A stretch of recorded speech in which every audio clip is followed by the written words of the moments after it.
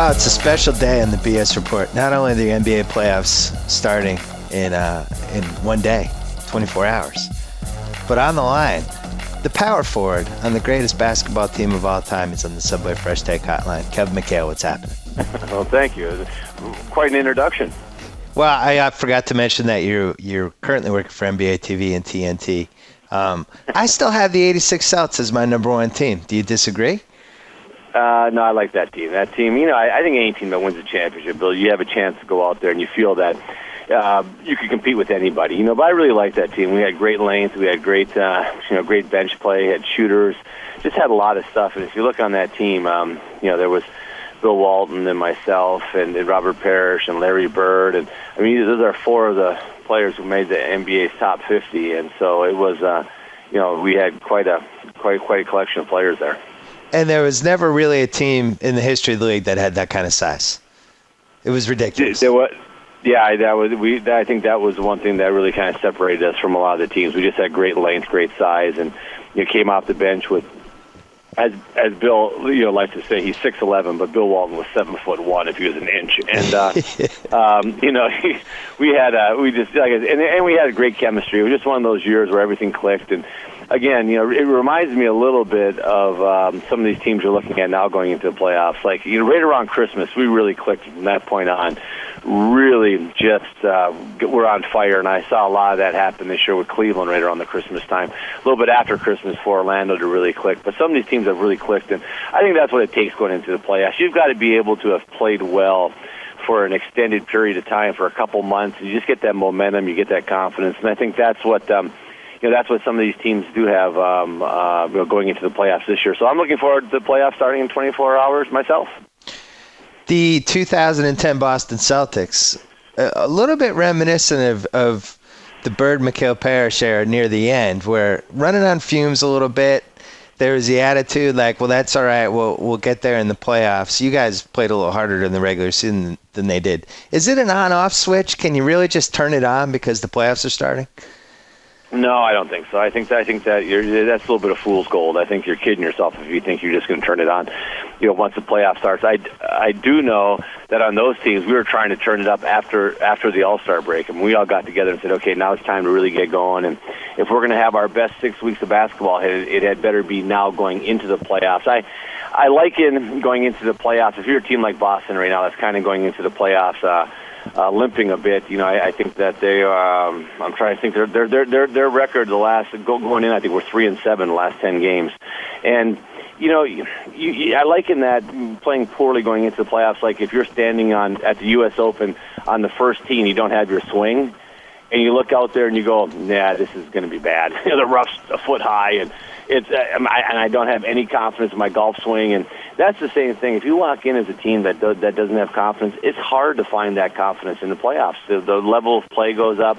So many things happen, and it'll be interesting. Now, I'm hoping they can. And I talked to Danny the other day, Ainge, their general manager, and Danny said, hey, everybody's been saying we're gonna turn it on when the playoffs start, and hopefully they will for them. I'd like to see them.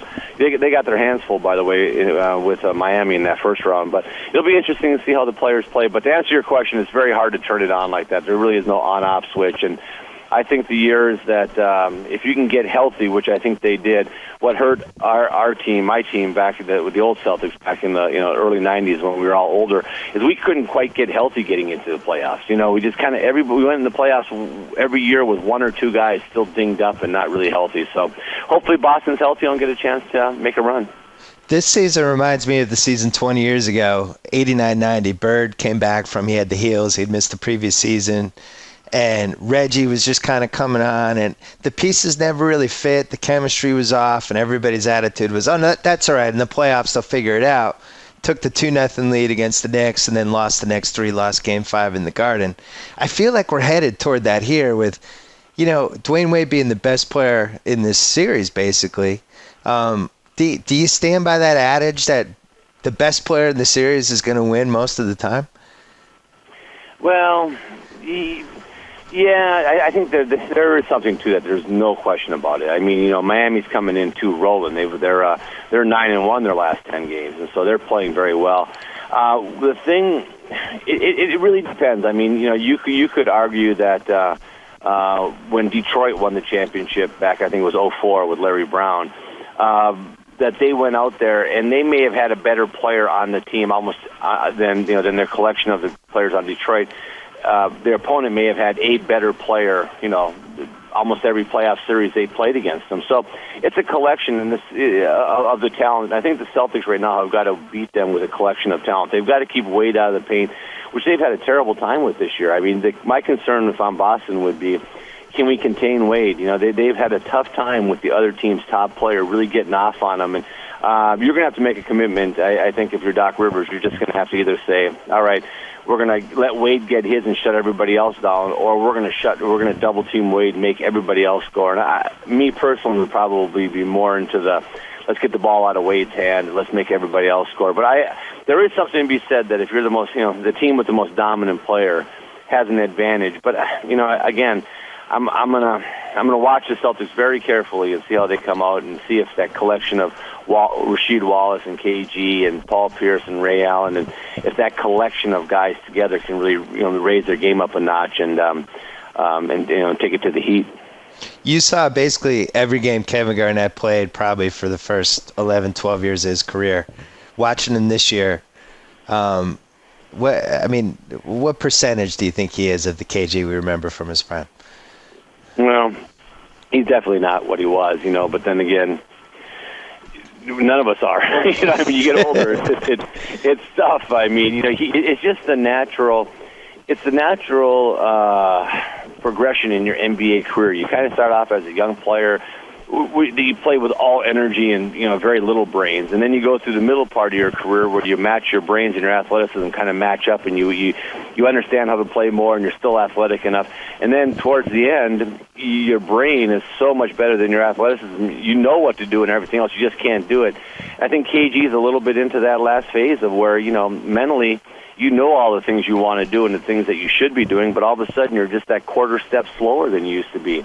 A lot of little faults that we all had as players were covered up with athleticism and length, but all of a sudden you lose a little of that athleticism. You retain the length, of course, but yet you're not able to just close down, and you're not able to make those blocks from behind, and you're not able to do a lot of little things. And so what percentage is he? I'd say the injuries have hurt Kevin, and I'd say that if you're just going to go what percentage is he from where they were when they won a championship a couple of years ago, I think he is 20% diminished from that time.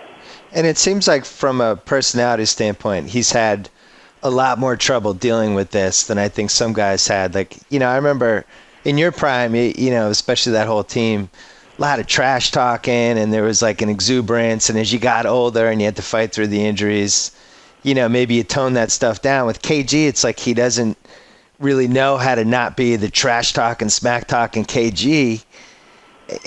At some point, do you have to let that side go a little bit? Well, yeah. I mean, look at if you're old or kind of beat up, you look at a guy and say, "Hey, I'm going to kick your tail tonight," and you can't do it. That when you're that doesn't do much for you. I mean, yeah. When you're younger, I mean, look at the trash talking and the fun you had.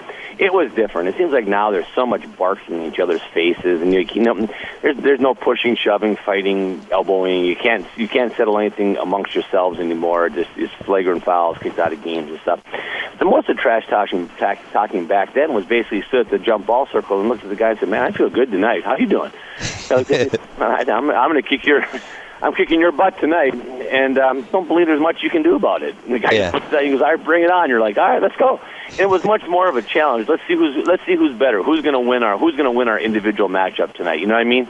And that was much more of it. Now it's like a lot of barking and a lot of stuff that makes me just shake my head sometimes. Like, what is all this stuff? But you've got to tone that down a little bit. I just think there's. Hey, if you can't back it up, man, you got to. This NBA is a tough league, and there's a time to. I know one thing. I wasn't yapping my last year like I was yapping in my fifth, sixth year. Right. I can tell you that much because you just didn't feel you could back it up. I mean, talking without backing it up means nothing. And hey, there were nights in my prime when I was, just walked on the floor and you're tired and you're a little beat up and stuff. And the guy looked at you and said, "Hey, man, let's go." And you looked at him and go, "All right, man." You had to fire yourself up like, "Okay, good. I'm glad this guy's challenging me because he's going to bring out the best in me." And right now, I'm tired and beat up and I don't have a lot of energy. And sometimes just that nice challenge between players made you play better. But also, like I said, if you can't back it up, then all it does is just fuel fire to the other team. So I'm sure that the entire Celtics team will probably, I'm sure Doc's got them on lockdown with yapping at Wade. Well, that would be one issue. I mean, on Easter Sunday, KG was getting into it with LeBron, and I'm thinking, come on, KG. You don't want to pour gasoline on the LeBron fire. Just leave this one alone. When you look at a team like the Suns, Steve Nash, 36 years old.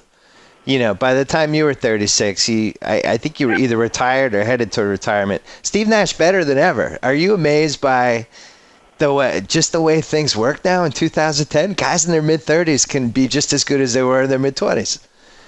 Amazing to me. I think there's a couple reasons. You know, I think that just the preparation and just the physical fitness element of the game. There's so much more stretching, so much more, put on taking care of your body. I think you don't practice as much as we used to. We flew commercial. A coach would get mad at you and have a 3-hour practice, and you'd have 4 games in 5 nights, and your one day off. The coach would be mad at you and have a 3.5-hour practice. So you really pounded the pavement a lot. These guys in the off season are doing elliptical. They're doing Stairmaster. They're not on their legs pounding. We ran hills and played basketball. That's all we did. So I think our bodies took a different pounding. So I think one is the physical conditioning, how they take care of themselves. And two, the league, like right now, if you're a Steve Nash, if it would have been 15 years ago, 20 years ago, 25 years ago, and you allowed Dennis Johnson, God rest his soul, one of my teammates, glad he made in the Hall of Fame, great guy. If you allowed Dennis Johnson to hand check Steve Nash and get up there really physical and hold him and stuff, man, I tell you, it's a different game. Now, with not being able to touch anybody on the perimeter, if you're a small guy, you can play a lot longer and a lot more effective just because you can't touch anybody on the perimeter anymore. The old days of hand checking and really directing guys and being physical would have slowed that down a little bit, and I think you saw some of the smaller point guards kind of got wore down, and the bigger, stronger guys could hold them. Like in the old days, right now, if you'd let Darren Williams hold and grab like they used to, Darren would be unbelievable. He'd be able to get away with for his physical strength, and I'm talking about the point guard from Utah.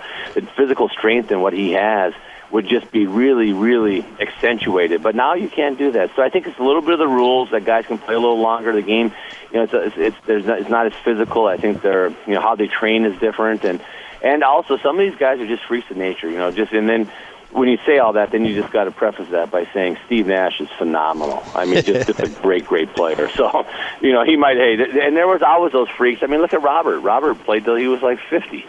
And he was one of the only ones who was stretching, right? Wasn't he? He was into yoga. Yes, I agree. If I had to do it over again, I would stretch. As a matter of fact, I should be stretching right now as I'm speaking with you. I think that makes a big difference. Like I said, I think they take care of themselves better. But Steve Nash is phenomenal. And I tell you, that Phoenix-Portland series will be fun to watch. Portland somehow has found a way. Nate McMillan's done a great job with those guys out there in Portland, and they just fought through a million injuries. Got another one now with Roy not playing. And so, Steve Nash is a marvel. When you were playing in your prime, guys were drinking beer after games, guys eating pizza and cheeseburgers, no stretching, no Pilates, all that stuff. Do you think, let's say you come along 20 years later, you play until you're 40 with all this stuff? What do you think? Well, I think we always still drank beer and ate pizza. We liked that. That's kind of what we did. All right. So I think we were more comfortable doing that than Pilates. I just tell you what, I just, for the life of me, I can't see Birdie on a Pilates machine. I just don't see Larry on it with his feet hooked up and doing the big Y spread and, hold it, count to 4. You know what? I just don't see this. As a matter of fact, we had practice one day, and they were going to come in and do some testing. They had some yellow cones on the floor, and Larry's looking at these yellow cones. We're getting older, and they wanted to do some just baseline testing. And the first guy did the test, and Larry walked over there, and he said, "You know what, Coach? If I can't beat one of these orange cones, it's time for me to retire. I'm not doing the test." The coach looked around and said, "Yeah, I guess the test is over." So right. I guess Bernie figured if he couldn't beat an orange cone, it was time for him to retire. We never did any of that stuff. I mean, we didn't do any testing and all that stuff. I'm sure we'd be more into it now than we were back then, which was not at all. Well, there was that one season, I think it was 87, 88, when Bird came back and he was in shape. And he had like a dunk in an exhibition game, and everybody's like, "Oh my God, Larry Bird is in shape!" And you think of it now, and the guys today, like everybody's in phenomenal shape. Everybody's looking for all these kind of advantages. Like Steve Nash has got like this weird sugar diet where the only sugar that he consumes is from fruit. And hey, it does make you wonder, like, are we going to see somebody play until they're 45? Like, how long can Steve Nash go? He's 36 now. Could he play 6 more years this way? 7? Well, right now the thing is you haven't seen him diminish. We're going to get to the point where they're all going to be Gordie Howe's. Yeah. Gordie Howe played. Gordie Howe was like 68. He was beyond, he was beyond mandatory retirement age for every job in America, and he was still. I think they're just freaks of nature. But I do agree with you that these guys really take care of themselves. They look at what they eat and everything else. And when looking back on it, and this is, they're not saying this is anything that young players should do, but we'd play a tough game. It'd be hot. It'd be a playoff game. No one thought about rehydrating with any kind of. Well, you drank beer, which dehydrates you too. Yeah. I just got to imagine the next morning we woke up and we were just dehydrated and worse off, and I just can't see how that's going to help you. But you know what? The one thing I'll say that transcends all that stuff is how much you love to play. And if you truly love to play, man, I will tell you that stepping out on the basketball floor, getting ready for that jump ball, there was never a time in my career where you didn't get that little butterfly feeling like, all right, man, but what a blessing to step out here and be able to play basketball for a living. And, man, am I lucky. And thank you, dear God, for giving me the opportunity to come out there because this is really, really fun. So I think that transcends a lot of stuff. We played hurt. We played stuff, but we love to play. We just went out there, and I see some of these guys now, a guy sprained his ankle, and he's out for a month. Yeah. He said, well, I'm not going to come back till I'm 100%. And in the words of Dave Collins, my first training camp, he said, enjoy the first day, rookie. And I said, why is that, Mr. Collins? He said, because you'll never be 100% again between now and the end of the season. And he, you know what? He wasn't lying. So the love of the game and just I think that the era I played in was great, and the teams I played on, people just loved to play basketball. And it was really fun. And like I said, there was always that feeling of whenever the game was getting ready to start was like, all right, man, I get a chance to play basketball again tonight. And it was just a great feeling, and you loved it, and it carried you through a lot more maybe than Gatorade did. A good segue, because my next question was, can you win a title if Vince Carter is your go-to guy in the last 4 minutes? That had something to do with Gatorade? No, it has something to do with the guys. How much you love to play. The passion. Oh, okay, I see. Well, I'm doing that series. I am actually doing the Orlando-Charlotte series, so I've been spending a lot of time just going over and looking at everything. And, I think that Vince is really going to be tested because there's just no, when they have Boris Diaw and Gerald Wallace and the guys that they put up, and then Steven Jackson, the guys they put across at the 2, 3, and 4, they all play different positions. They can all rotate and stuff. Vince Carter's going to have to guard one of those guys, and all 3 of them will press him off the dribble, will attack him, will really make him play defense. And so we're going to find out now, and how he responds to that. It's been a while. Vince has been a player that that at times has been a bit of an enigma for people. Like you look at him and he's just so talented, and you think, well, he should be able to bring more, or should be able to do this or do that.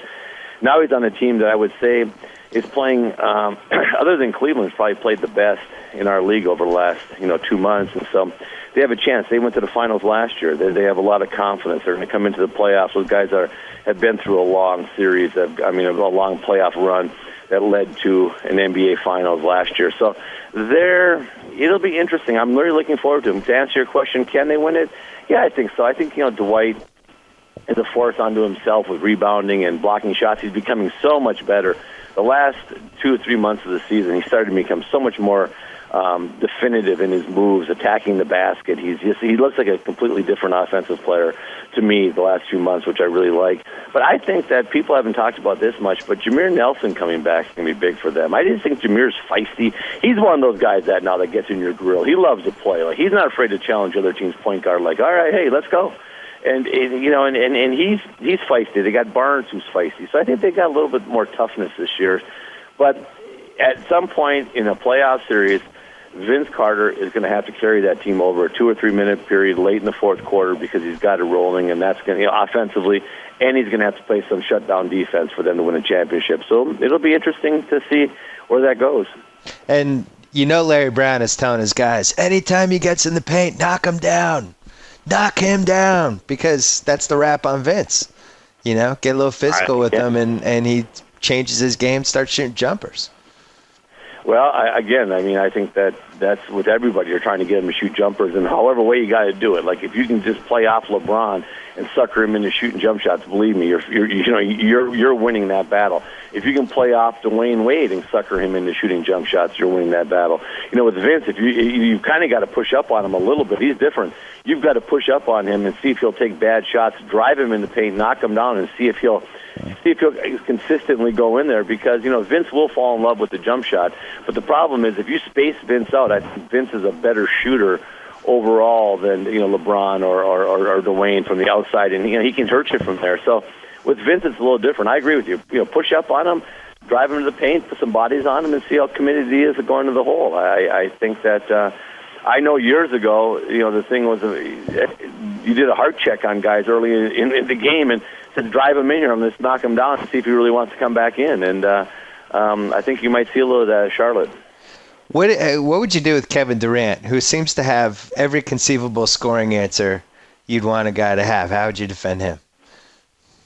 Wow. Yeah, you know what?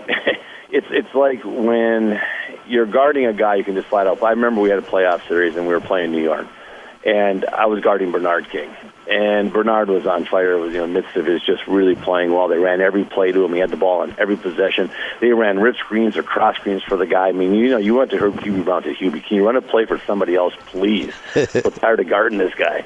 But you get a hand up, you stay between he and the basket, and we played a playoff game. He had 44 points, and I went in the locker room, and Casey Jones walked up to me, and he said, "Hey, Kevin, you did a great job on him. He had 60 on most guys." And I just started laughing. He had 44, and Case just said, "Stay between." With Durant, you've got to stay between the basket and make him shoot over an extended hand. He can make those shots. You got to make him take a lot of shots to get his points. You really can't stop him. He's just got enough. He's got enough in his game off the dribble, going left, going right, pull up. And then he pulls up and he fades. He's got that little floater. He really is a scoring machine. And so I think you just, as a coach, you sit down with your guy and say, "Hey, look, stay between he and the hole, press up, make him go, try to see if we can't make him go left. I know he wants to shoot. He probably shoots better going left, but he finishes better going right. Let's let him, let's make him shoot some jump shots with a hand over an extended hand, and we'll live with that." I always liked, I see these young coaches come in our league, or new coaches, they say, "We're going to stop him." You go, "Yeah, coach, the guy averages 30. I just don't think we're going to stop him." You stop the guy who averages 4. You go, "Hold this guy to nothing tonight," You're not going to stop him. You just got to be able to make him take a lot of shots. The same thing with Kobe and these guys. Make him take a lot of shots to get his points. And then, Bill, one thing you've got to do as a coach, you got to take a temperature out there all the time. You got to have the thermometer out. And if he starts running really hot, you got to get the ball out of his hands. You got to run at him. You got to bring a second defender to him, make him spit it around, and then make Harden, Westbrook, Green. Make those guys, Ibaka, make those guys make shots, because that's the thing you run as a coach. At what point do you say, "Look, it's a 5-alarm fire. We just, we can't put it out with one guy. We just got to run at him." And that's always the interesting thing. And it's funny because you see some coaches like Phil Jackson. I love watching Phil's team because Phil, man, is so late to go at those guys. There's a guy just complete 5-alarm. He's sitting there on the bench, just relaxed. And and a lot of coaches, he makes 2 in a row and they run over there and get on him. They start double teaming. So it'll be interesting to see with the Lakers what they do. I'm sure they're going to give Artest the assignment and say, "Okay, Ron, see if you can slow him down." So that'll be a fun series to the Oklahoma City Lakers. A lot of good series to start off this start this playoffs off. Oklahoma City can't win that series, right? I mean, could it be one of those things where they're just young and dumb, and as the series keeps going and they gain confidence, and LA's old, and who knows? Yeah, I mean, I tell you, here's what I look at these playoff series, and it really makes a determination as to can they win. Now, will they win? I would say the chances are no, they won't. The Lakers should beat Oklahoma City. Oklahoma City has 2 things that gives you a huge advantage in a playoff. They all year long have been a team that's held teams to a low field goal percentage defensively. They've done a good job of making the other team shoot a low field goal percentage throughout the course of the year. 82 games. When you look at statistics over 82 games, you can look at any statistic over a 4 or 5 game period. They're very, very misleading. But I think over 82 games, there a lot of trends come into play. They make the other team shoot a low field goal percentage, which means that the games are going to be close because you're just not going to run away from them. They're not going to be. Now, I know lately they've given up a lot more points, but I think they'll get back to their identity of being a much better defensive team in the playoffs. And if you can keep the score relatively close and you have a Kevin Durant who can just flat out go get you 18 points in the fourth quarter, it gives you a chance. I don't care what anybody says, because you start getting those games that are 2 and 3 and 4 point games with 2.5 minutes to go, and anything can happen. And Durant is capable of taking those games over. Now the problem you got the Black Mamba on the other side, who's probably the best closer in the league right now, and one of the best closers I've seen in the NBA. So I mean, but that does give Oklahoma City a fighting chance against the Lakers. You were working the night Oklahoma City was playing Utah for really what looked like the division title was stake at the time. And I think you were showing another game. I'm not sure why. And you kept flipping over to the Oklahoma. And Durant I'll tell you why, because caught fire. I agree. I'll get back to that game, but I'll tell you why, because it's NBA fan night, and you pick them and we play them. Oh, fans. Terrible job by the fans. But Durant was down 12 with like 3.5 minutes to go. Game was over. And then he just started making 28-footers. And they kept going in, and then it went into overtime, and it was amazing. And I don't know, because they really haven't been on national TV that much. I don't think people realize that, as you just pointed out, if it's like a 3 or 4 point game, he could go toe-to-toe with Kobe. There's not a lot of guys who could, but he actually could. I agree 100%. That game, by the way, that game that you were talking about, we were doing another game. It was Tuesday night, and we had the Oklahoma City Utah game up on the big screen, and we have about 4 or 5 TVs going, and we were watching that game. And all this, Chris Webber and I are screaming, like, no way! And we're just going, we got to get that game on. Yeah. Is that end of that game, literally between he and Darren Williams, just put on a show.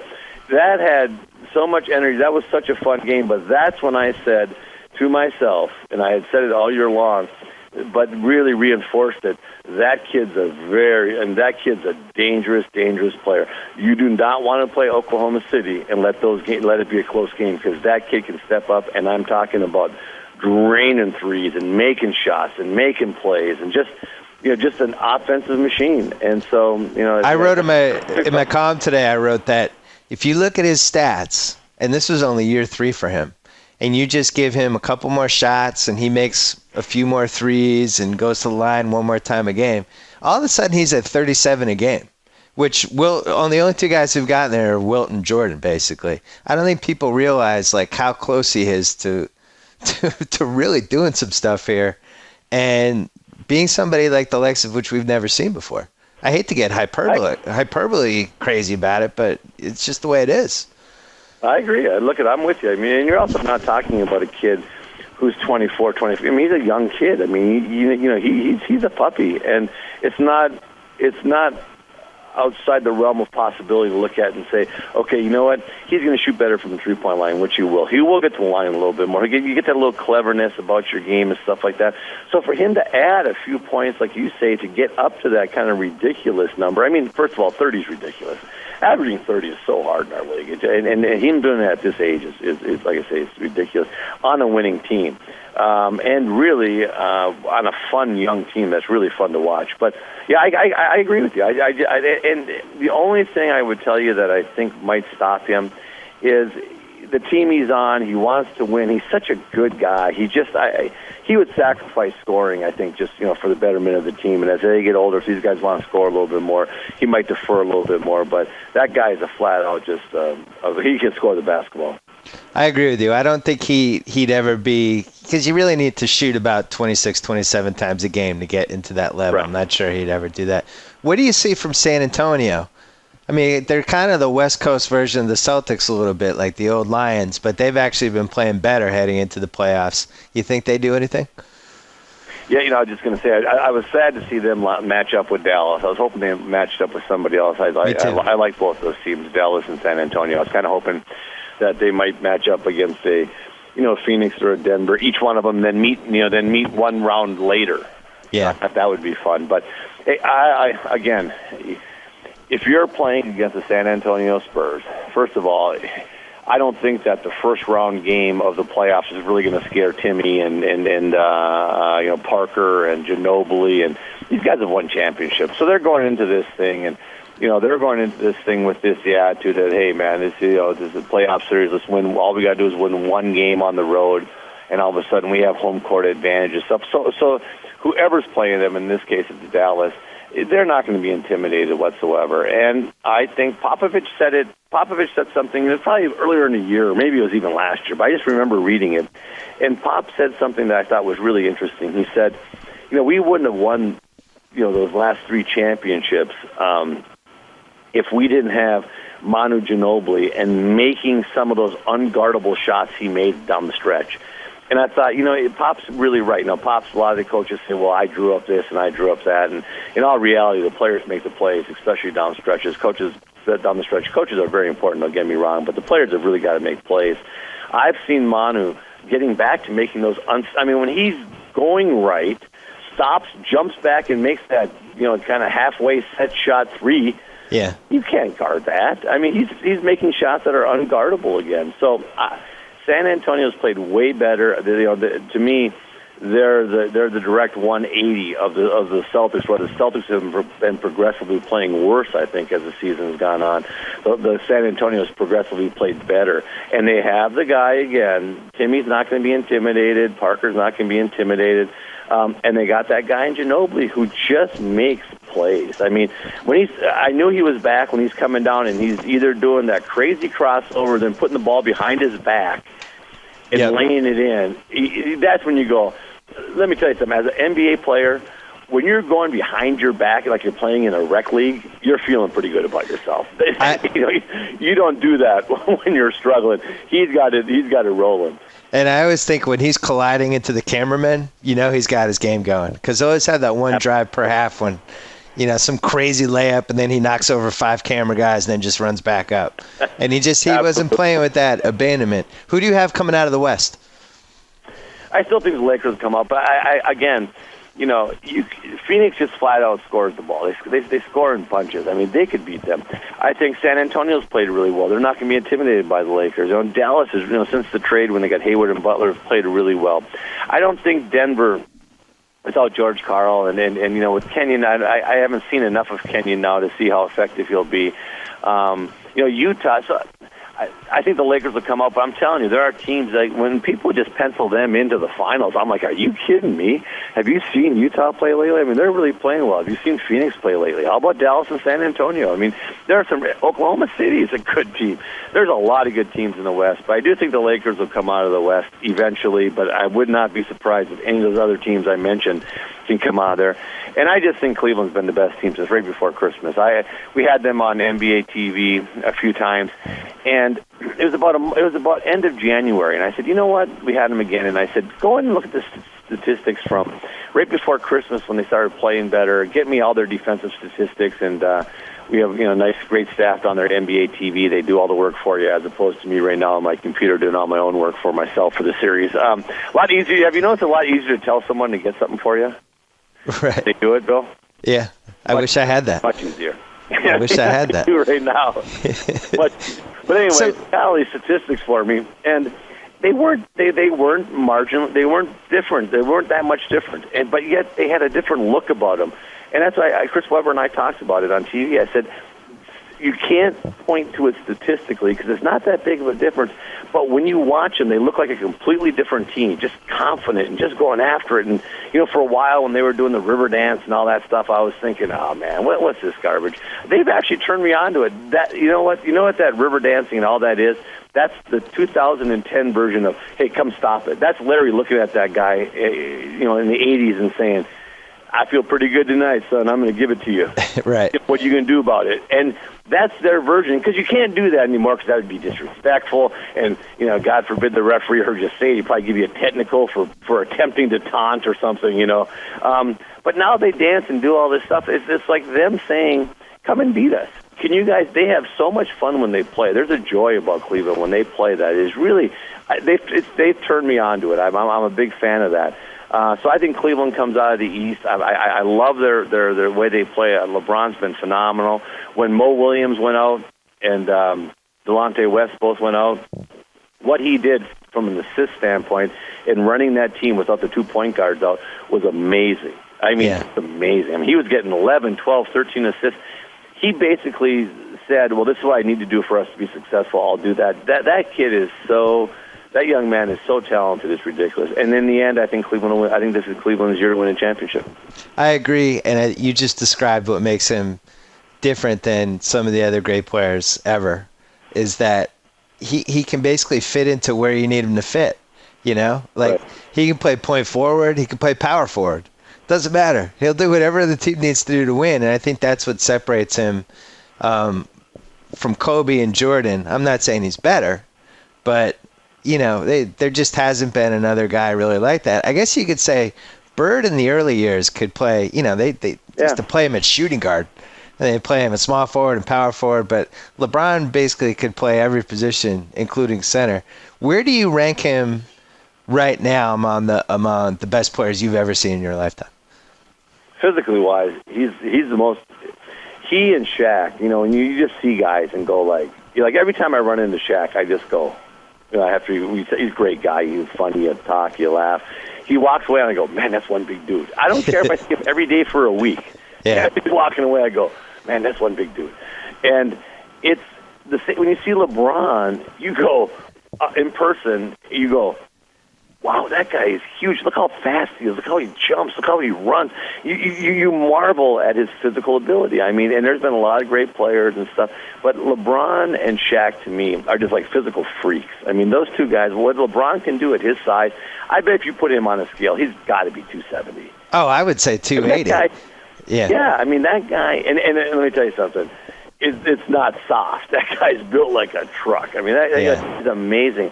And I'll use the analogy I always use, and people always say to me, "You played during the Bird, Magic era, and how about Jordan and all this stuff? You played against Michael." And I'll use the analogy I always use, and I tell people, I was lucky enough to play with Larry, and I played against Magic just a million times, starting in college, and he was at Michigan State, and I was at Minnesota.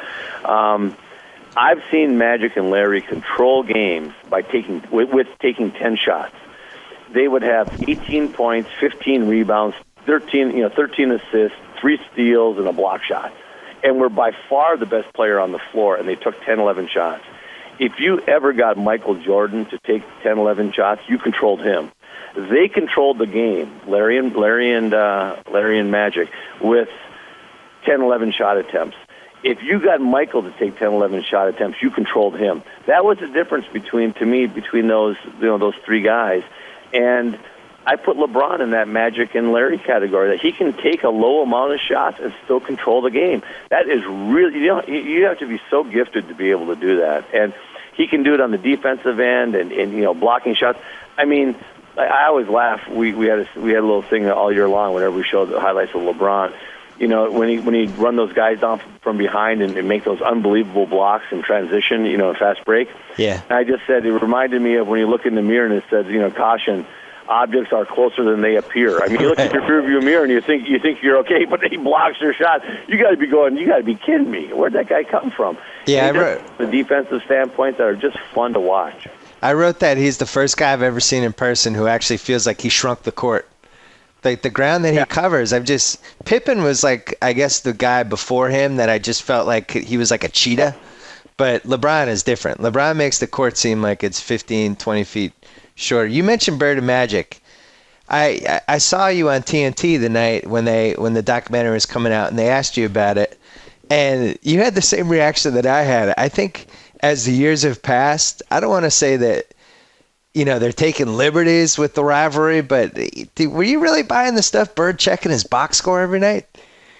I didn't know that. I said that night. I said, man, I watched that thing, and I went like, I was around Larry all the time, and I didn't know that. That surprised. Larry. Larry was Larry was really a funny guy. I mean, he was. People that don't know Larry well don't understand what a great sense of humor he has and what a funny guy he is, and how much fun the guy likes to have. Larry we'd play the Lakers, and he never said this means more to me. I never knew he was checking box scores on Magic. I knew that way. We all looked at the box score with the Lakers to see what they were doing because we were trying to get home court and trying to win a championship during that run. Yeah. When we were both in running. So you were looking, saying, and granted, ESPN wasn't on. You couldn't go to bed at night and get all the scores and updates and stuff like that.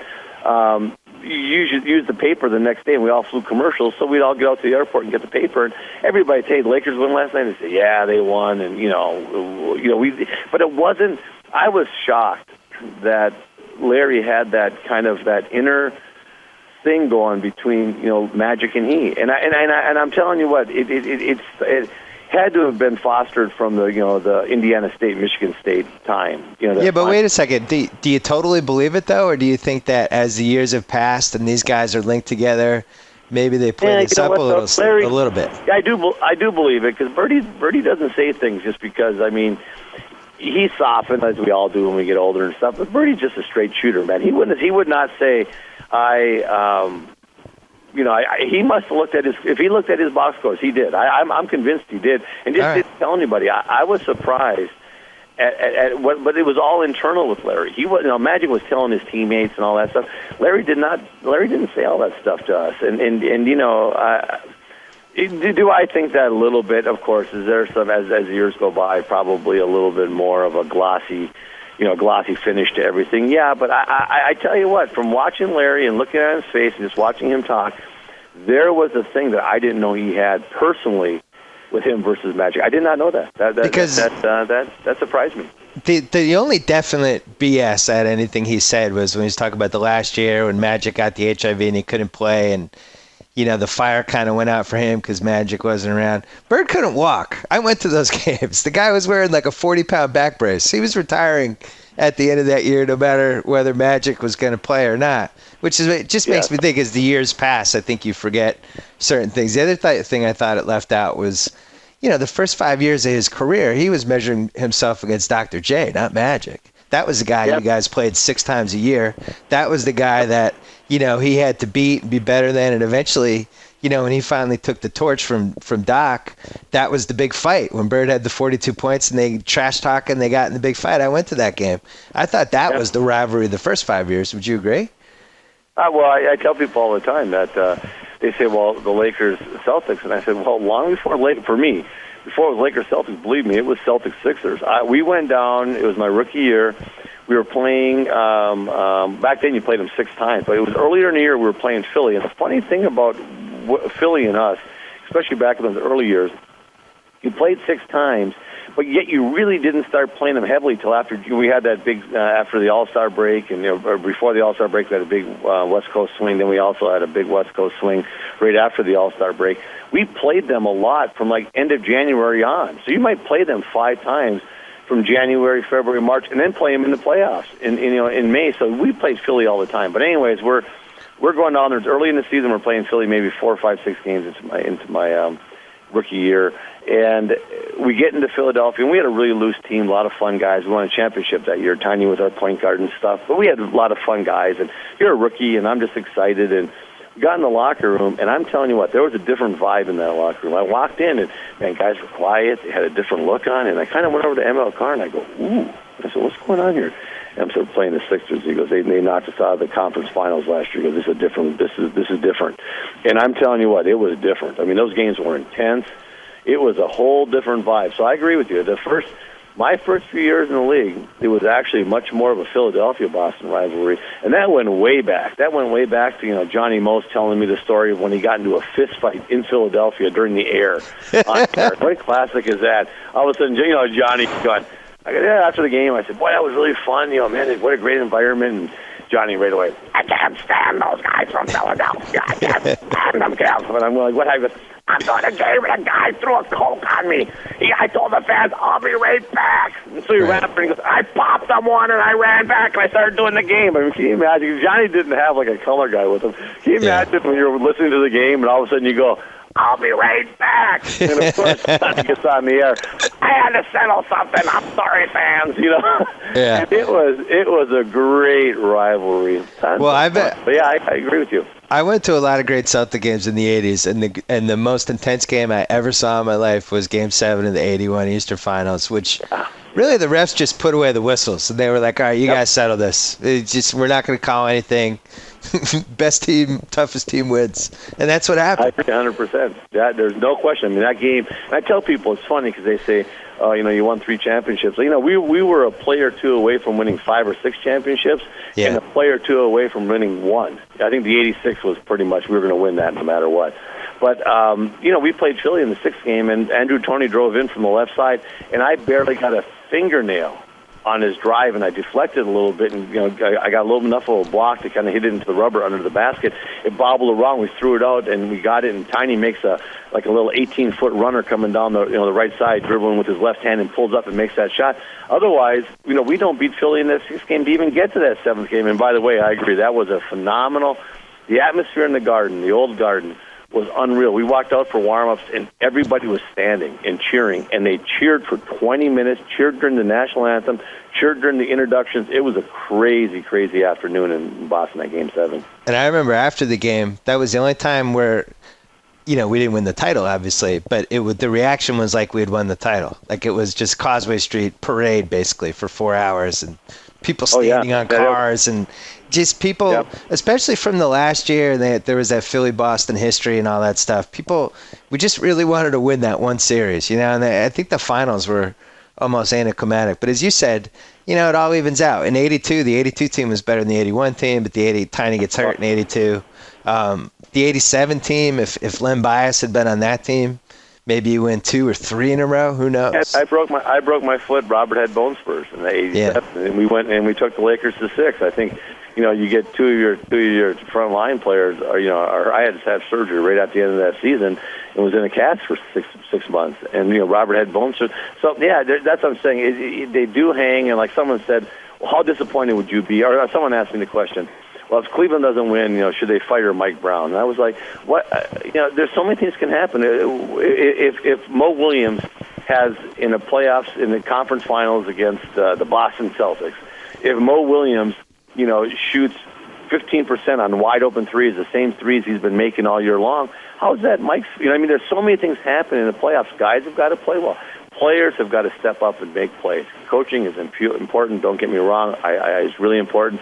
But at a certain point, like I said, you got to make plays. Hey, Andrew Toney drove in there. If I don't get a fingernail on that ball, he lays it in. We're done. So you got lucky. I mean, it was I barely touched the thing. So a lot of things happen that just go into it. So playoffs, they do equal out, and that's why you got to get there enough. I've often said, like, if you're Cleveland, got to the finals 2 years ago. Or 3 years ago. What was it? 3 years ago now? Boy, time flies. 2007, yeah. 3 years ago.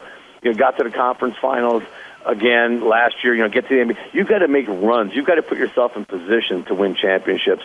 And then if you put yourself in position enough, you'll get your share. But you'll probably have teams, like you said. I thought the 82 team, in all honesty, was the second best team I played on besides the 86. I agree.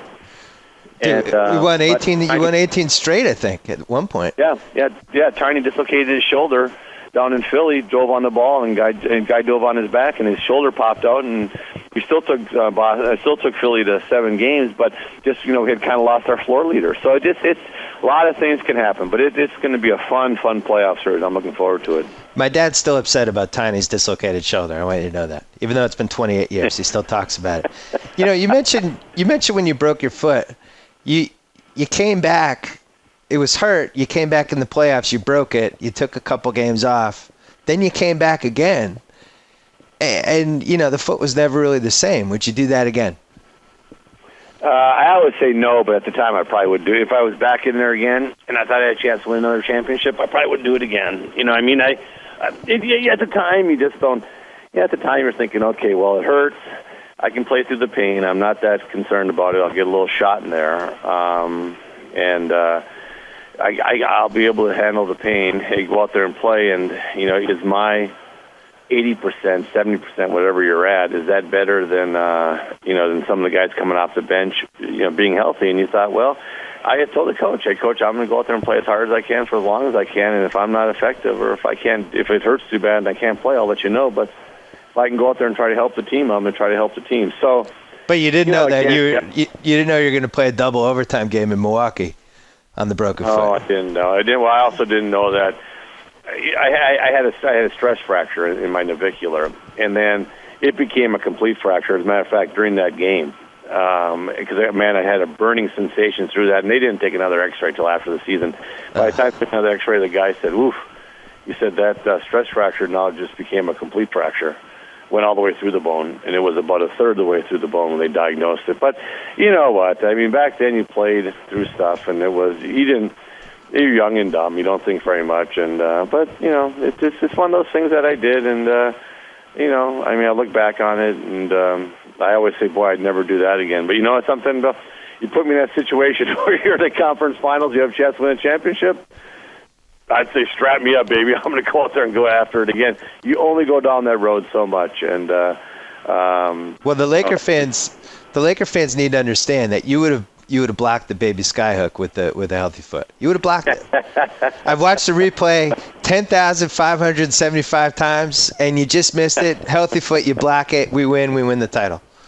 There you go. Yeah. Then you know what? Then that broken foot would have made me feel a little better today when I'm hobbling around on it. When you see Rick Mahorn, do you just want to punch him? He was stepping on it in that playoffs. Yeah, he was stepping on my foot, and I looked at him and I said, "I tell you what, Rick, this foot's going to heal, and you're still going to be 6'7" and fat, and I'm going to kick your ass." And and I did. So I was a man of my word on that one. Every time I went at him after that, I tried to kick his rear end, and I told him, I said, "Yep, my foot will heal, but you're going to be fat and 6'7". That's great. You know, and the sad thing is, I don't think we'll ever see another playoff series like that again. Like, I'll never forget. I went to Game 5 to get the Bird steal, you know, in '87, and you know, Lambert had gotten in the fight with Bird the game before, and the Garden they just wanted blood. They just wanted Lambert's blood, and I wrote this in my book. I am convinced to this day that we brainwashed Chief to punch him. I really think telepathically 15,000 people just convinced him to do it. I will always feel that way. Yeah, Chief had been taking his Taekwondo classes for stretching, and I told him, I said, well, that came in handy. Not so much from the stretching, but you landed a couple good ones right on the top of his gourd. Yeah. Yeah, you know what? That was one of those guys that, you know, you can never really actually see people hit Bill Lambert enough. You know what I mean? It's not like with most guys you say, well, that's enough. Very hard to say, well, that's enough, you should stop with Bill. It's like, give him another one, would you? Those were fun, you know, and I enjoyed those times. And again, people always ask, oh, well, don't you wish you played today and stuff like that? And I wish I could play just basketball because it's just fun. You love doing it. But I was really glad the era I played in, and I wouldn't change my era for any era. It was, I thought Magic and Larry just came out and just revitalized the NBA. It was fun. We had Sixer, Detroit, different rivalries, New York, you know, L.A. It was just fun, and I wouldn't change it for the world. Yeah, I think we swung too far the other way. And as you mentioned before, they're so concerned about guys looking at each other and guys yapping and stuff like that. And it feels like it's sapped the competitiveness of these games to some degree. And I don't know. I feel like there should be a middle ground. We swung too far the other way, and maybe we need to go back, take a couple steps backwards. I agree. Like, there's nothing wrong with two people not liking each other. I don't think there's anything wrong with that. I mean, as a matter of fact, I actually think I'd much rather look. I knew Joe Frazier and Muhammad Ali didn't like each other. I was dying to watch every one of those fights. Yeah. You know what I mean? And there's something about it. There's something about when you know that those teams don't like each other. It excites you more. You're like, all right, now I know these guys don't like each other.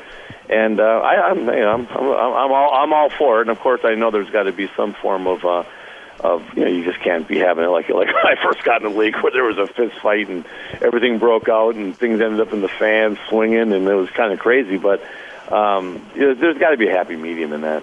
What was the best fight you ever witnessed when you were on the Celtics? Well, I think Larry got into it with Bristow one time, and it kind of happened so fast. And man, Larry was just swinging. And, I mean, he and Allen, I mean, it was really a fast one. But I tell you what, it was like, man, you looked up and Bertie was throwing haymakers all over the place. And I didn't even know what started it, man. We all were like, wow.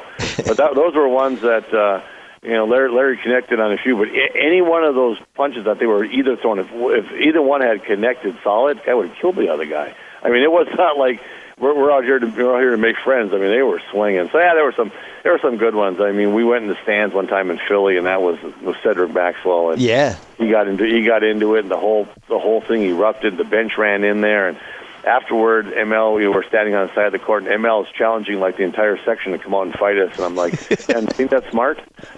There's like 4,000 of them. And but that was those are just fun days. And you like the TV thing? You're happy? Yeah, I do enjoy the TV thing. The TNT Turner people, NBA TV are just great. It's fun. Chris Webber's a great guy. Just enjoy working with him. Ernie's the best. Kenny and Charles are it's just a hoot to do that. And I've done some games with Kevin Harlan, my old running partner here from when we did the games in Minnesota, and Doug Collins, and just the people there are just fantastic. So I really enjoy myself doing that. I got to say, I thought you were doing a really good job coaching that Timberwolves team last year, and I actually went to a Clippers game right before Jefferson got hurt, and I thought the team was playing really well and it was headed somewhere. I couldn't believe that they didn't want to bring you back as a coach. What happened? I don't know. I mean, I just think they wanted to make some changes and stuff like that. And at the end of the day, probably the best thing that happened for me too.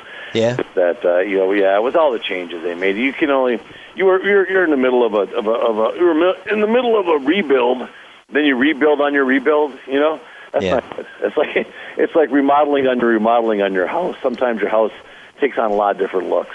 You've got to kind of stick with something for a while. And I thought when they wanted to just trade everybody and go younger yet, and to me, now Al was coming off that ACL injury and stuff, but Al's the guy in the low post that you can build your team around. If you have a low post player, you need shooters and you need guys to spread the floor. You need different things. They have Al in the low post. Well, they played the triangles, so it didn't make any difference. But they had a bunch of slashers. If you have slashers, you want Momento Kerr as your center. You know what I mean? Yeah. Guy that can step out, spread the court, and do some stuff. So they had kind of like a weird team. It's like they had, in football, they had a bunch of blocking. A bunch of blocking linemen for run block linemen, and they had a drop back quarterback. Yeah. It just didn't fit, and so that the whole thing about our league is just getting things that fit and stuff like that. But no, it was like I say, it was the best thing that happened to me. I really enjoyed my time off, and we'll see what happens on the stretch. Well, I'm glad you're doing TV because it finally enabled you to make your first BS Report appearance. And good luck in the playoffs. So you're announcing Orlando Charlotte. Yes, I am. I'm doing the game. We got a game on Sunday afternoon at 5:30 Eastern time, and then we got the Wednesday night game, and I think it's Saturday, Monday. So that's who's your partner? Games in the show. Who am I partner? You're gonna need a partner. You're gonna need somebody to do play-by-play.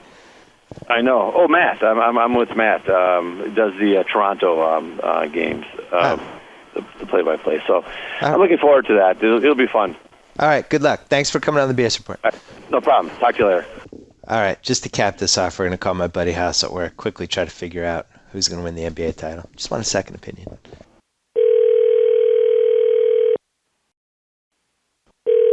Hello? Hey. Hey. What's happening? You're on the podcast. Oh, what's happening? You're following Kevin McHale. How about that? Those are big, sweaty, stinky armpit shoes to fill. I mean, I really can't come behind that guy. One of the greatest. I made him talk 80s Celtics. It was awesome. Did he enjoy it? Yeah, I think so. I kept him on a little longer than maybe he intended, but I don't care. Yeah. NBA playoffs, quick. Sure. Just wanted a second opinion. The Lakers, I'm not feeling it. I picked them not to win the West today. Yeah, I'm right there with you. I don't like at all the way they've kind of limped through the last 15 games of the season, and they don't strike me as the kind of team that has a switch to flip. Now, look, we could come in, they could come out these next week and blow the Thunder out of the water and shut us both up quickly. Kobe may yet have another speed in him, but I just really was unimpressed with the way they entered the postseason. Yeah, it was kind of the West Coast version of the Celtics. So the Celtics are in, significantly worse shape, obviously. But yeah, I don't know. Maybe Phoenix. Yeah, Phoenix. I like. the way that they've been playing. I think somebody like Utah, I wish that Boozer wasn't hurt. Well, Karolinko, they just lost for round one. I think that could. Now I don't know what to make of that series. I thought he was going to be back. It just happened. That's too bad. So, who knows? That's kind of one of those I don't know what the F's going to happen series. Complete stay away. There are some amazing series in here. How excited would you be on a scale 1 to 10 if Oklahoma City just said "F you Lakers" and brought it to the table? Oh, it would be amazing. It would rival the Warriors over Dallas. I mean, I think that's that's the all-time high water mark for an upset in a series. Oh, I think this would be better though. I hate to say it, they're not going to have this as good of a crowd as the Golden State crowd had. Obviously, that's the difference to me. More hateable opponent though. I guess. Yeah, that's right. Dallas, Golden State isn't exactly a heated rivalry, and not that Oklahoma, City and L.A. is a rivalry, but Seattle and L.A. used to be a rivalry. Other than Sonics fans and Laker fans, who doesn't jump on that OKC bandwagon if they win Game 1 and they're up 10 in Game 2 or something? Oh, it would be amazing. It would be very exciting. I'm really excited for that series. And even though I have my guard up because I watched way too much of that team this year, and I just don't think they're ready yet. They're a year away. And as I wrote today, I really think they blew it by not getting Camby, because I think if they had Camby, that's a team that could win the West. Yeah, I know that sounds crazy, but they really could win the West if they had Camby. I don't think that, but I do. Why not? You were on the record as being a strong. Why don't you think that? Because it's just not enough. It's just one guy. Who else on that team has played in a single playoff game that matters? Who's going to outscore Kevin Durant in the last 4 minutes of playoff games? Okay, Kobe. Kobe's one guy. I mean, yes. On paper, he has the experience, all that stuff, but Durant showed me something in that Utah game. McHale and I just talked about it. He just didn't want them to lose, and he was making crazy shots, and there was something different about him. No, I believe me. I love that team. I love him. I'm not rational. I'm not rational about them. He's like my son. He's like my son in a Little League field. And I'm like, oh, look at him. Look, he can hit the ball. I think he'd be a major leaguer. Yeah, I'm probably not the right person to discuss them. But I do think that people are going to be surprised, because they're really not on TV that much. I think people are going to be surprised how good they are defensively. I think people are going to. Well, and that feeds right into what I was going to say, which is people will enjoy their style of play. It's a great style of play. Yeah. They're very active. We took some hits, though. Like the Brandon Roy getting knocked out of the playoffs was a huge blow. I know. That's right. They had a good thing going on there. It's too bad. I feel cheated. The Bogut injury, the Brandon Roy injury, there are some injuries. We're not getting Denver at its best because Kmart's still struggling along. I just feel a little cheated because this playoffs could have been epic. I mean, it still may prove to be fantastic, but I just wish everybody was at full strength. Tony Parker's still coming back. I would even throw the Robin Lopez injury in there. That guy was playing their crunch time center, rebounder, shot blocker, and pushed DeMar to another level. He makes them a lot less flexible. I would have picked him to win the West if he was healthy. Phoenix? Yeah. Who do you like between Dallas and San Antonio? I picked Dallas just because they've had so much success against them the last few years. It's amazing that one of those teams is going to lose in the first round of the playoffs this year. Yeah, it was a shame that ended up being the matchup. Yep. But I blame San Antonio for not winning more than 50 games. Well, they had a terrible schedule for the last 25 games of the season. I know, but they started out slow. They did. And, you're right. That's just with the kind of talent they had. I know they had some injuries, but come on. Yep. And I really think Timmy slipped the last couple months, which is the real reason why I'm not seeing them as a finals team. Could be, but Timmy in the playoffs could be a different horse. McHale was diplomatic about Vince Carter. I was not as diplomatic in today's column. I'm going to give you the tie-breaking vote. Why was McHale diplomatic? Well, he's on TV. He's got to be diplomatic. Right. Right. Why don't you reiterate my feelings for Vince Carter? I'm not sure that I can reiterate them. I can just share with you my own feelings about Vince Carter. I mean, you have a guy who's made a career of coming up small in the every pressure situation, and on top of that, he's the poster child for the quit on a team, as it were. Yeah. I mean, he quit on a city and a team in a full season. He quit on that team. Jason Kidd demanded to be traded to get away from him. Right. And people are like, "Oh no, Jason Kidd just wanted to win." I think they it's not like it was a disaster with Vince. I just think he wanted to get away from Vince. I'll always believe that. And then, people seem to forget that this guy was available for 20 cents on the dollar last summer, and there weren't a lot of takers. Not teams knocking down New Jersey's door making offers for Vince Carter. Yeah, I'm not. His biggest claim to fame is his spectacular dunks. He's made a whole career on spectacular dunks. That's not the guy that I want to, have my playoff success, rise and fall with. Oh, and by the way, he doesn't make those dunks anymore. Right. Part of my column and part of this podcast is making arguments, trying to back him up. I know I'm going to, the goal is to be better than 50%, be 70%, whatever. I know I'm going to be wrong from time to time. Sometimes I feel just like I'm right about stuff. And I felt that way with the Durant Odin thing.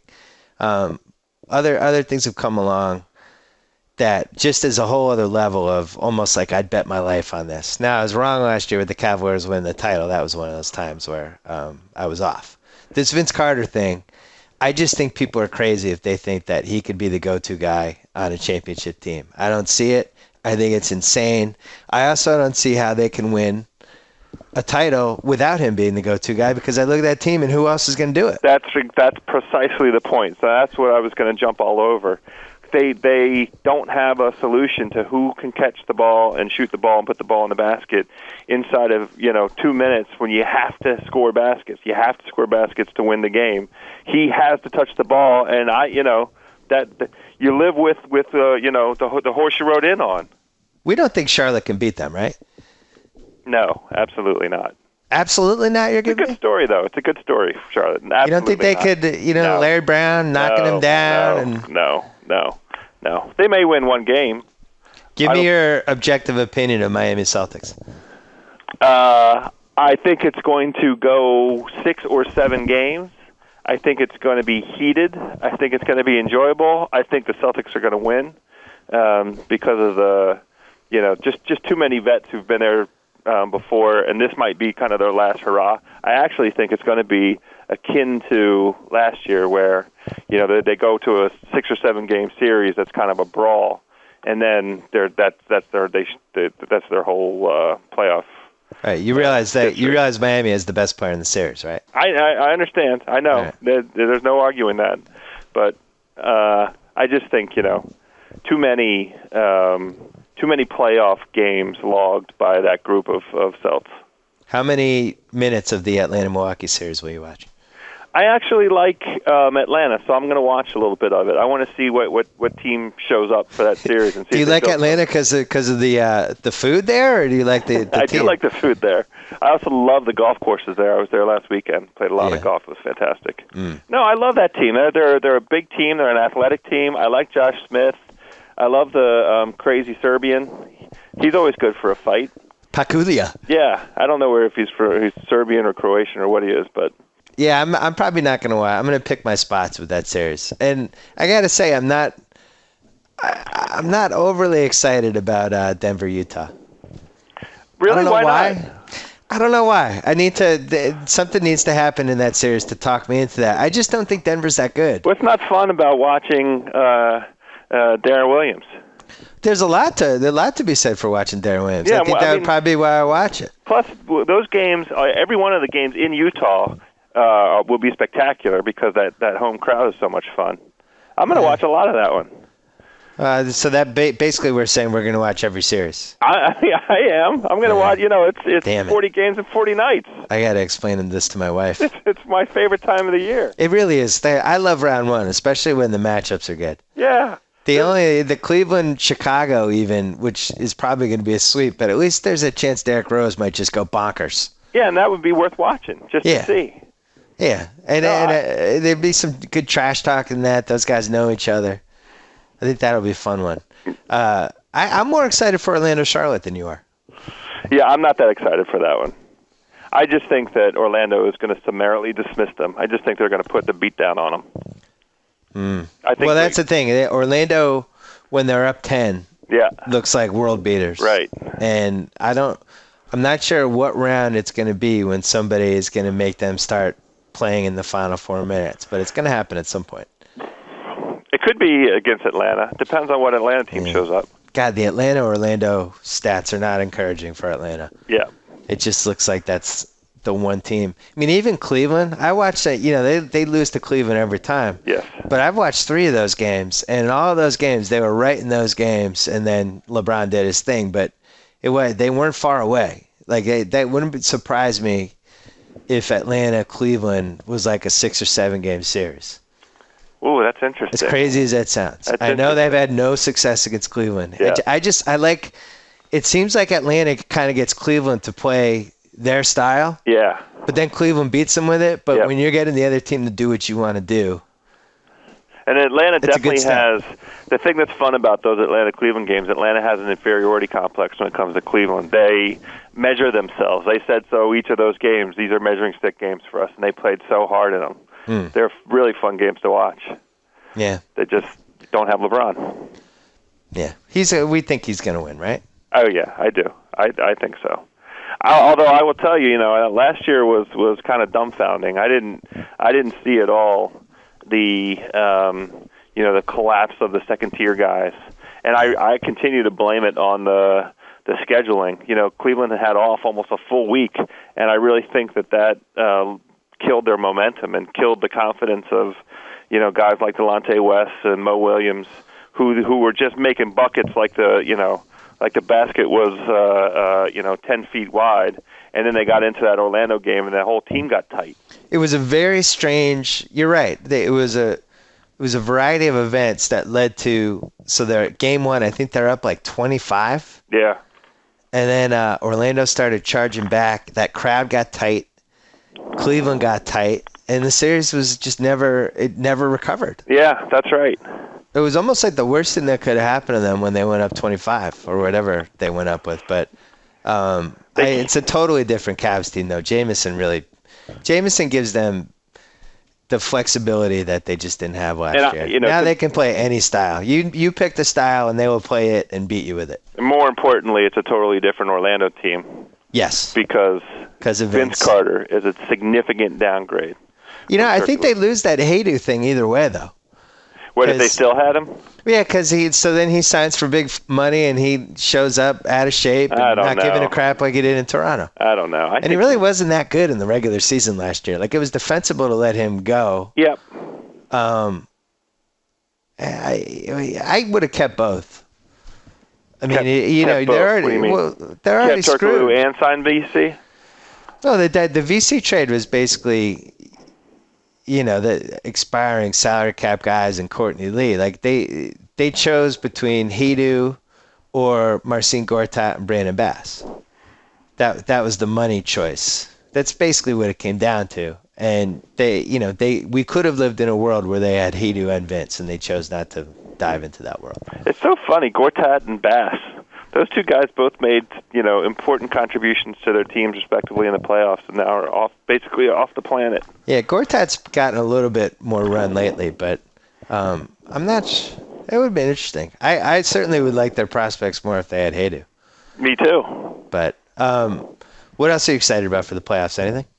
No, I think we've covered all of the big items. I just think this West is so wild. Any one of 5 teams can win the West to me. Who are you going to root for? Since you don't have a team. I kind of want to root for Phoenix. Me too. I really like Steve Nash, so I kind of want to root for them, and I like their style of play. I love Nash is other than George Karl, Nash is the best story in this playoffs because I wrote this today, but 36 years old, and it looked like the window was closed for him, and now all of a sudden, out of nowhere, Amari becomes Amari again. I hate when that happens. So you wrote about this already. Did you already write that you're rooting for Phoenix or something? No, okay. I wrote that I thought Nash was. I just dislike agreeing with stuff that you've written when I haven't read it. Sounds like I'm just I'm but a lot of this stuff we've talked about, though. Yeah. I just don't want to be your yes bitch. Well, you weren't my yes bitch with the Amari thing because we argued pretty heartily about that. I think that you never thought they should give him up because of what he was in 2005, and I thought he was a lost cause. And now, last 3 months, holy mackerel. Yeah, Amari, he's back. We disagree on a couple of things. You think the Lakers are going to... I totally disagree with you. I think they're going to decimate OKC. But I think they're very vulnerable. You know what's a good matchup for OKC? Russell Westbrook against Derek Fisher's dead body. That's going to be exciting. That's a nice one for them. And I also think Durant is going to just beat up Ron Artest. Ron Artest doesn't have the quickness to guard him. The Lakers are so big, though, and they play good zone defense. They play no Bynum, though. I know, but still. I think I'm getting the feeling out here the Laker fans are a little worried of the Durantula. The no Bynum thing is a big deal. That's the reason that I feel like they're extra vulnerable. We didn't mention him when we went through all the dumb injuries that have sapped this playoffs. I know, that's another one. Yeah, the Bynum thing, if they were rolling with him healthy and everybody healthy. Yep. Yeah, I would say yes, they're going to the West. But it would have been a fun one. I do think the longer this goes on, though, the more dangerous they get. It's almost like you got to get them in one of these first 2 rounds, I think. Yeah. If it goes to the conference finals, have their feet under them. I agree. When do you want to do the duel thing? Next week? Yeah, let's do it next week. I watched all of the first one and half of the second one, so I'll be ready next week. You want to make a Caps prediction? I think they're going to win this series. It's going to go 6 or 7 games now because they lost the first one. But they did this last year against the Rangers. And beyond that, I have no idea. I mean, they're still young. It's such a young team. I love the hockey playoffs. I watched 2 games last night. Who did? As I was working on my column, I watched the entire Kings-Canucks game. Who did Damashek and Bucci Gross like? Both of them like the Caps. Oh, yeah. That's encouraging. Yeah. They have the most talent. It's just, it comes down to goaltending and those tough goals. And I got to say, your goalie's first name makes it tough to take that team seriously. Jose? You're not a fan of Jose? No. Jose. His name is Jose or something. He sounds like a cologne. You pronounce the J on it. That's right. Yeah, he sounds like a cologne. I can't take him seriously. But last year I couldn't take Marc-Andre Fleury seriously either with the hyphen. And there he is, Stanley Cup champion. I hate the Bruins, who weren't going to do anything anyway, but it sucks they're playing Buffalo, and it's so hard to root against Buffalo. Yeah. This beaten down Sad Sack Sports City. All they have is a Sabres team. They're great, though. They have Ryan Miller. Good uniforms by them, too. Them and the Canucks have been the uniforms I've been the most impressed by. Yeah. But I knew I hadn't been following hockey this year when the Bruins had a goalie named Rask, and I had no idea who it is. I was like, who's Rask? What happened to Tim Thomas? My dad's like, Tim Thomas sucked this year. Stop following the Kings. He was angry at me. I'm like, I don't follow hockey. What do you want from me? All right, we'll talk to you next week for the duel. All right, talk to you. So I get to sign off. Whoa.